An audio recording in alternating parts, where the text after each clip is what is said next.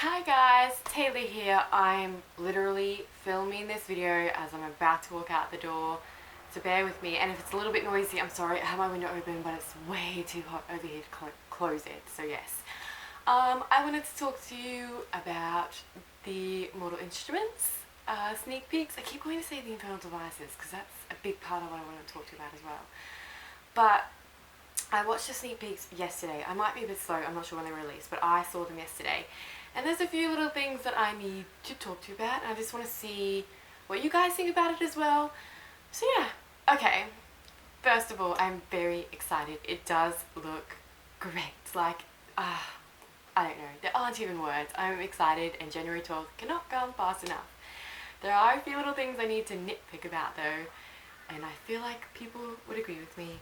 And it has, the first thing is Alec's eyes. Now, I know that you didn't get a close-up of them, but I'm fairly sure we've been getting pictures from set, and I haven't noticed the fact that he has blue eyes, so I don't think he does in the show.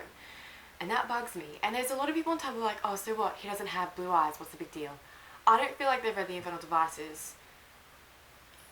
Yeah, it's a big deal. It's a really big deal. The black hair and the blue eyes is what drew Magnus in, because he's like, oh, Will. Yes, so it is a big deal. And if you read further on down in the books, the black hair, the blue eyes, the similarity to Will is what caused a lot of their relationship problems as well, because Camille told Alec that he was a replacement basically. So yes, he needed to have blue eyes, and it's not only just because of Magnus. I mean, it's mentioned a few times throughout the book. I think he said there was a part when it was from Alec's point of view after he came out, and he's like, oh, everyone keeps asking me or saying that it's a shame that my blue eyes aren't going to get passed on or something. I'm hoping that's in the book and not in fanfic, but I'm fairly certain it was in the book. Sometimes I get things confused. But I feel like it was very important that he needed to have blue eyes, and I don't think they realised just how important it is. So yes, there's a whole fandom out there having a meltdown over the fact that someone doesn't have blue eyes, but it is important to us. Another thing that I thought was weird or different is that the circle is still clearly and obviously active. I mean, in the books we knew that it was sort of active. Valentine was still out there. He still had his band of loyal followers. But according to the Clave, it wasn't. You know, they eradicated it. But in the sneak peek, Magnus walks up to these guys. There's like no circle members in my club. Just like it's a well-known fact that the circle is still operating, and no one seems to really care about that. I'm not sure if they care about that, but it was just so calm and collective. Like, oh, you know, there's circle members, but I'm just going to tell them to leave my club. I know that Magnus is pretty like neutral. He's like Switzerland. He just chills. If people are nice to him, he's nice to them, whatever.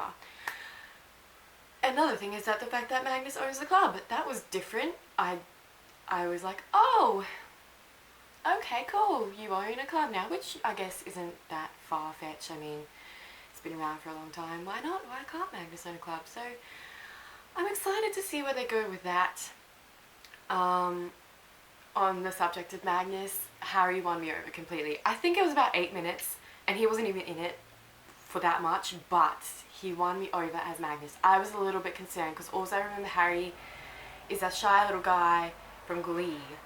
And you know, that's all I could imagine. I was like, how is he going to pull off this confidence? You know, I guess he's a really great actor, obviously, but I was a little bit worried, and I was super excited when I saw him. And just that part where he's like lounging on the couch, like he just pulled it off perfectly. I feel like he got the attitude down, he got the look down, he knows how to do it, and I'm super excited. And so far he's my favourite character. I really like Matthew as Alec, and I really like Dom as Jason. Obviously I really like Kat as Clary, because I'm not a big fan of Lily Collins. I'm sorry if you are, but I feel like Kat is a way better fit. I know that they're going different places. I think I was watching the Arrivals at Comic-Con, and Alberto was talking about how they're going down paths that the book didn't get to go down. And I'm excited to see that, but at the same time I'm worried. I don't want that to take away from the storyline of the book. I don't want it to be too different. I mean, obviously it looks better than the movie. Anything could be better than the movie. It was really bad.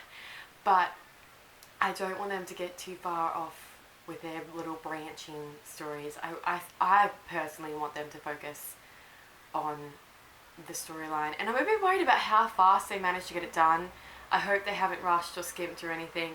I'm assuming they haven't, but like they got it done so fast, and it's airing on January 12th, so I just hope that they haven't screwed it up again, because my expectations was so high for the movie, and then they just crashed and burned, and I was so devastated. So I'm really hoping that they nail it. It looks a little different to what I was expecting it to, but that could be a good thing. So that is my little rant I wanted to get out. It really didn't flow, it didn't make much sense, but that's the things I had to say about the sneak peek. I want to know what you guys think, so leave it in the comments, tweet me, Tumblr, whatever. Let me know what you guys think of the sneak peek, and I will see you next time. Bye!